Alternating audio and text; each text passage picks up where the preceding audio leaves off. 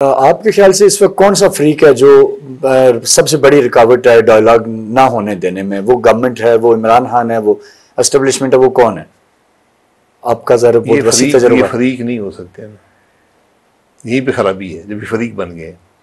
ٹھیک، جب مقصد ایک ہو تو آپ فریق نہیں ہو سکتے۔ مقصد درست کریں، یہ رفاقت میں تبدیل ہو جائے گی۔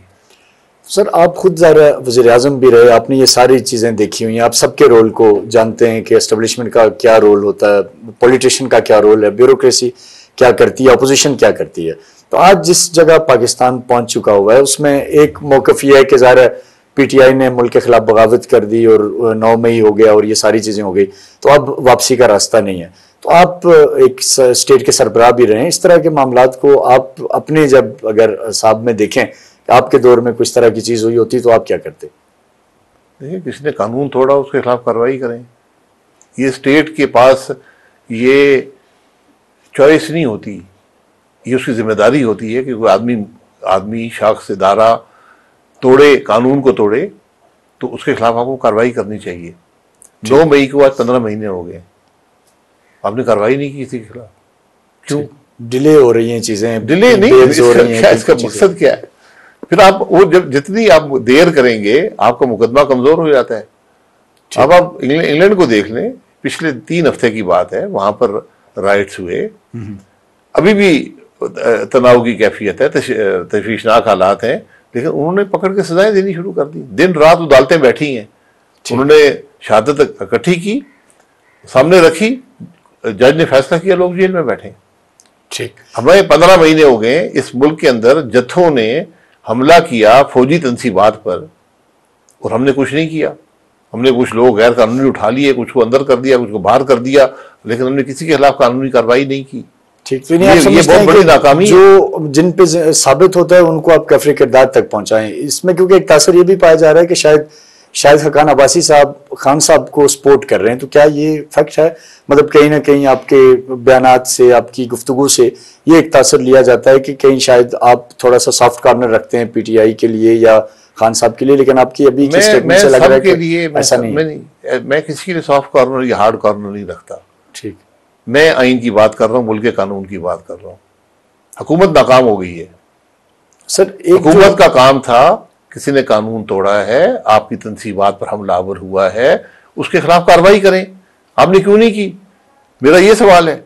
ٹھیک، یہ درست ہے، لیکن اس میں یہ ابھی جو ریسنٹ ڈیولپمنٹ ہوئی ہے، جیسے جنرل فیض کی جو گرفتاری ہے، سابق D G I S I, آپ کے ٹائم میں بھی ظاہر وہ اہم عہدوں پہ رہے، آپ سے ڈیفینیٹلی ان کا انٹریکشن بھی رہا ہوگا، تو ان کی گرفتاری اور یہ جو اب کہا جا رہا ہے کہ جی وہ تانے بانے ہیں، وہ 9 مئی سے بھی ہیں، وہ پوسٹ ریٹائرمنٹ بھی ہیں، یہ ساری چیزیں، اس ڈیولپمنٹ کو آپ کیسے دیکھتے ہیں؟ اور پھر جو آپ کا ایک موقف ہے کہ سب بیٹھیں، تو اس گرفتاری کے بعد آپ کو لگتا ہے کہ کہیں وہ والا آپشن اب بھی ہے کہ کسی جگہ بیٹھ کے معاملات آگے ہوں، یا بات آگے نکل چکی ہے؟ اس معاملے کو اس سے کیا تعلق ہے؟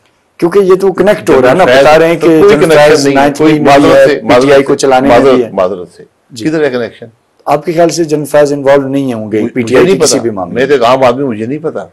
جنرل فیض کو فوج کے ذمہ دار افسروں نے کہا ہے کہ انہوں نے یہ کرمنل ایکٹ کیا ہے، انہوں نے ذکر بھی کیا ہے، کوئی ٹاپ سٹی ہے، پتہ نہیں کیا ہے، اس پر ان کے خلاف کارروائی کر رہے ہیں سپریم کورٹ کے آرڈر کے مطابق، یہ کہا گیا۔ اور انہوں نے کہا جی کہ اور بھی باتیں آئیں گی۔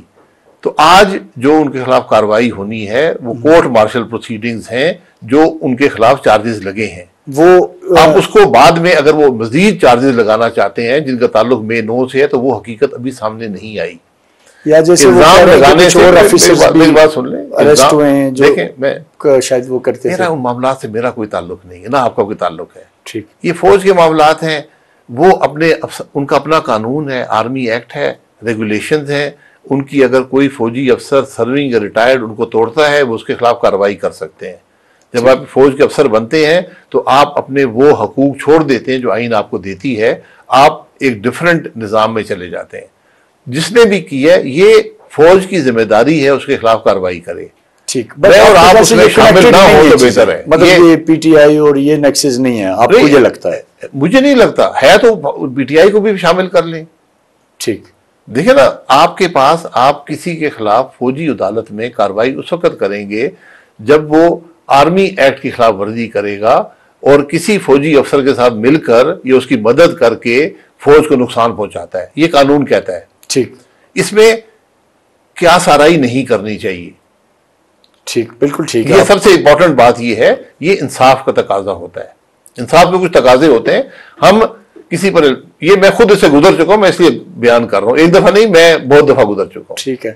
تو وہ کہتے ہیں کچھ تو ہوا ہوگا نا جی, تو کچھ نہیں ہوا. اب جو اصل کل بھی کچھ جرنلسٹ اس پہ ایک دو ٹی وی شوز میں بات ہو رہی تھی کہ ابھی ظاہر فیض صاحب ہیں, پھر لیٹر آن یہ میں بھی باجوہ صاحب تک بھی بات جائے گی, اور اس میں آپ کا ذکر ایک جگہ ایک سینئر صحافی انہوں نے کیا کہ ملک احمد خان اور شاہد خاقان عباسی صاحب جو ہیں وہ جنرل باجوہ صاحب کے بڑے قربت دار تھے, ان کے ساتھ بیٹھتے رہتے تھے.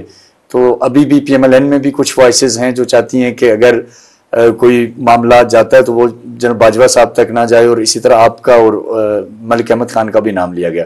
تو اس پہ آپ نام لیتے رہے نا, حقیقت بڑی مختلف ہوتی ہے. وہ کہتے ہیں جی آپ زیادہ ٹائم بیٹھے رہتے تھے اور ان کے ساتھ کہاں بیٹھے رہے جنرل باجوہ کے پاس. ان کا کیا نام ہے جرنلسٹ کا؟ شاہد مطلع نے کل کہا. شاہد مطلع صاحب مجھے بتا دیں میں کہاں بیٹھا رہتا تھا, کیونکہ انہوں نے کچھ کالمز بھی آپ کو یاد ہوگا پہلے لکھے تھے. کالم, میں ان کے کالم کا ذمہ دار نہیں ہوں. ٹھیک. کیا جنرل باجوہ کے ساتھ بیٹھنا جرم ہے؟ نہیں, ڈیفینیٹلی نہیں. اچھا, میں جنرل جوہر کے ساتھ کب بیٹھا تھا؟ جب وہ, میں پرائم منسٹر تھا, وہ آرمی چیف تھے. کیا یہ بیٹھنا جرم ہے؟ بیٹھنا چاہیے. نہیں, مجھے بتائیں نا. انہوں نے یہ آپ پہ بیسیکلی پوائنٹ آؤٹ کیا نا, تو میں نے کہا آپ اس پہ پوائنٹ آؤٹ کیا. یہ کوئی ڈھکی چھپی بات نہیں ہے. ہم 6-8 گھنٹے ہماری نیشنل سیکورٹی کاؤنسل کی میٹنگز ہوتی تھی, ہم وہاں بیٹھتے تھے. اس کے علاوہ پرائیویٹلی بھی میٹنگز ہوتی تھی جہاں فیصلہ ہم نے کبھی نہیں کیا. میں نے فیصلے جو آفیشیل فورمز پہ ہوتے تھے. اس کے علاوہ میری زندگی میں 3 ملاقاتیں ہیں جنرل باجوہ صاحب سے. ایک 2018 میں ان کی دعوت پر, جب ہم حکومت چھوڑ چکے تھے, میں اور خواجہ آصف صاحب اور جو مفتاح اسماعیل صاحب, جنرل باجوہ کی دعوت پر ان سے ملنے گئے تھے اپنی پارٹی کو بتا کر. وہ میٹنگ اکانومی پر ہوئی تھی. اس کے بعد میری کوئی ملاقات جنرل باجوہ سے نہیں ہوئی. جب اس دفعہ آرمی چیف کی چینج کا وقت آیا تو میں نے از خود اس میں یہ ایک رول ادا کیا. میں نے 2 میٹنگز اس کے اندر میں نے جنرل باجوہ صاحب سے کی ہیں, جس کے گواہ وہ ہیں اور میں ہوں. ٹھیک. اس کے علاوہ اگر بیٹھنا جرم ہے کسی کے ساتھ, تو میں اس جرم کا مرتکب نہیں ہے. وہی بات ہے سر. ایک چھوٹا سا سوال ہے. امپریشن یہ ہے کہ شاید وہ میاں نواز شریف صاحب کی واپسی اور یہ جو ظاہر پی ایم کی گورنمنٹ وغیرہ, اس کے لیے کوئی تعلق نہیں ہے. میں ان کاموں میں نہیں پڑتا. ٹھیک. میں نے آپ کو بتا دیا ہے, ایک میٹنگ وہاں پر ہوئی ہے جنرل باجوہ سے اور 2 میٹنگ یہاں پر ہوئی ہے. میں کسی چھپی میٹنگز نہیں کرتا.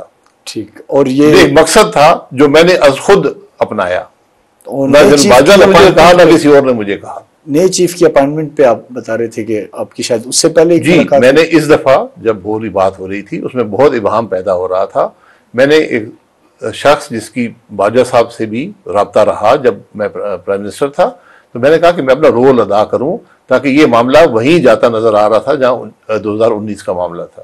ٹھیک. یعنی ابھی جب یہ نئے آرمی چیف آ رہے تھے, کہیں باجوہ صاحب ایکسٹینشن کے وجہ سے آپ کی ملاقات ہوئی کہ وہ ایکسٹینشن چاہتے تھے یا کوئی جنرل ملاقات تھی؟ نہیں, میرے ایکسٹینشن کے بارے میں نہیں ملاقات تھی, لیکن ایکسٹینشن کی کوشش اس وقت کی جا رہی تھی. یہ بھی ایک حقیقت ہے. آپ ڈیفینیٹلی میاں صاحب کے انتہائی قریب ترین لوگوں میں سے تھے, آپ کا ان کے ساتھ تعلق تھا, اب بھی ہوگا ڈیفینیٹلی. تو اس وقت میاں صاحب کی طرف سے جو پیغام رسانی تھی اس میں یہ تاثر ہے کہ ملک احمد خان اور شاہد خاقان عباسی صاحب اور شاید کوئی ایک آدھ اور یہ اس میں رول پلے کر رہے تھے کہ جی نئے چیف عاصم منیر صاحب کو آنے دیں اور آپ ایکسٹینشن نہ لیں. تو اس طرح کی کوئی آپ کے علم میں ہے چیز؟ میں زندگی میں پیغام رسان نہیں رہا. میں معاملات میں پیغام رسانی نہیں کرتا. گڈ ول نہیں ہے. میں نے ایک ذمہ داری محسوس کی, اس پر میں نے عمل کیا. ٹھیک. اس کے میاں نواز شریف صاحب بھی گواہ ہیں اور جنرل باجوہ صاحب بھی گواہ ہیں. میں نے کیا کہا اور کیوں کہا اور کیا ہوا. یعنی آپ نے جسٹ ایک ایڈوائس دی ہوگی کہ میری ذمہ داری تھی, میں نے پوری کی ہے. لیکن وہ ہم 3 افراد کے درمیان ہے. وہ بات ابھی کسی کو نہیں پتا. وہ میاں صاحب اس کو, کیونکہ 3 افراد کے درمیان ہے, باجوہ صاحب کر سکتے ہیں, میری ان کو اجازت ہے کہ میں نے کیا میٹنگز میں کہا ان کو, اور میاں صاحب کر سکتے ہیں کہ ان کے ساتھ میٹنگز میں کیا کہا. ٹھیک سر، یہ بتائیں کہ اب آپ کی جو پارٹی عوام پاکستان پارٹی، اس کی طرف آتے ہیں کہ آپ ایک سسٹم میں رہے، آپ پی ایم ایل این کے اہم ترین پوزیشن، پھر پرائم منسٹر تک پہنچے، آپ نے سسٹم کے اندر کی خامیاں بھی دیکھی ہیں، خوبیاں بھی دیکھی ہیں، تو آپ کو کیسے لگتا ہے کہ اب یہ نئی پارٹی آپ کی حالات تبدیل کر دے گی؟ اور ان دنوں ایک پرسپشن اور ایک رومرز بھی ہیں کہ یہ سارا جو ہو رہا ہے یہ اس لیے ہو رہا ہے کہ سارے نظام کو لپیٹ دیا جائے گا، ٹیکنوکریٹک سیٹ اپ آئے گا اور شاہد خاقان صاحب اس میں پرائم منسٹر بننے جا رہے ہیں، تو اس حوالے سے کہیں آپ سے کوئی بات چیت ہوئی ہو؟ کہیں یہ بھی ہو رہا ہے کہ سی ویز لی جا رہی ہیں؟ آپ کی سی وی کا تو میں نہیں کہوں گا، لیکن لوگوں کی سی ویز میں سی وی تیار رکھی ہوئی ہے.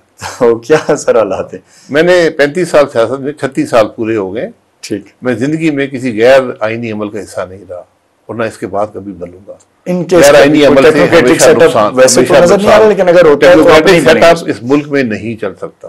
ٹیکنوکریٹک سیٹ اپ کس بات کو کہتے ہیں؟ آپ کون ہے ٹیکنوکریٹ اس ملک میں؟ اس کو نام بتائیں. مطلب وہ ہم نے جو جماعت بنائی ہے اقتدار چھوڑ کے بنائی ہے. میں مسلم لیگ نون کا سب سے سینئر ترین آدمی تھا، میں ان کا وزیر اعظم رہا تھا. ٹھیک. آج وہ پارٹی اقتدار میں ہے، صوبے میں بھی اور وفاق میں بھی. میں وہ چھوڑ کے آیا ہوں، ایک مقصد کے لیے آیا ہوں. وہ مقصد یہ ہے کہ ملک کی بہتری ہو سکے. مجھے آج تینوں بڑی جماعتوں کے اندر کوئی سوچ، کوئی فکر، کوئی وہ بات نظر نہیں آتی جو ملک کے مسائل حل کر سکے. لیکن سر جب یہ آپ چینج کی کوشش کریں گے، ڈیفینیٹلی آپ کر رہے ہیں، آپ ایک اس ملک کا بڑا برین بھی ہیں، پازیٹیو اپروچ ہے آپ کی، لیکن آپ لوگ کہاں سے لائیں گے؟ کہیں یہ تو نہیں ہوگا کہ جیسے تبدیلی پی ٹی آئی کے ذریعے آئی تھی کہ وہ سارے پی ایم ایل این سے لوگ ادھر آ گئے، پیپلز پارٹی سے آ گئے، کل پتہ چلے کہ آپ کے پاس بھی سارے وہی نون والے آ کے بیٹھے ہوئے ہیں جن کو آپ چھوڑ کے آئے، یا کوئی پی ٹی آئی کا فارورڈ بلاک آپ کی طرف آ جائے، تو پھر چینج کیسے آئے گا؟ یہ نہ فارورڈ بلاک ہے، نہ یہ اسٹیبلشمنٹ کی بنائی ہوئی جماعت ہے، نہ یہ الیکٹیبلز کی جماعت ہے. الیکٹیبل ہونا جرم نہیں ہے، لیکن ہر الیکٹیبل قابل قبول نہیں ہے. میں پاکستان میں ہر سیاستدان کو جانتا ہوں، میں جانتا ہوں وہ کہاں سے آیا ہے، اس نے کیا کیا اور کیا نہیں کیا. وہ لوگ جو ملک کے لیے کچھ دے سکتے ہیں ان کے لیے ہمارے دروازے کھلے ہیں. ملک سے لینے والوں کے دروازے ہمارے پاس کھلے نہیں. پچھلے دنوں حسن اقبال صاحب کا بڑا سر چل رہا تھا کہ ان کو آپ نے انوائٹ کیا اور وہ شاید کہیں کسی سٹیج پہ آپ کو جوائن کریں گے، کہیں ان سے ہوا؟ میں نے کسی کو انوائٹ نہیں کیا. جو لوگ ہمارے ساتھ آج بیٹھے ہیں انہوں نے خود رابطہ کیا کہ ہم اس سفر میں شامل ہونا چاہتے ہیں. ہم انوائٹ کریں گے، ہمارا یہ کام ہے. ہم دعوت دیں گے کہ ہم ایک نیک مقصد کی کوشش کر رہے ہیں، تو اس میں جو شامل ہونا چاہے وہ آئے گا. حسن اقبال صاحب میرے دوست ہیں، میری کوئی بات اس معاملے میں ان سے نہیں ہوئی.